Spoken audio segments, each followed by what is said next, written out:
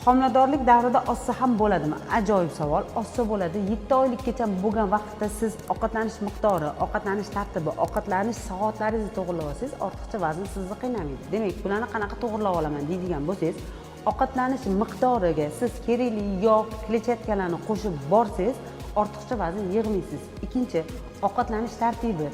Ko'pchilik homiladorman, 2 kishiman deb o'ziga kerak emas bo'lgan mahsulotlarni ham yeyishga harakat qiladi. Ya'ni toksikozman deb. Homiladorlik vaqtida ko'p shirinlik iste'mol qilish, ko'p noto'g'ri ovqatlanish insulin gormonining ko'tarilib ketishiga sabab bo'ladi.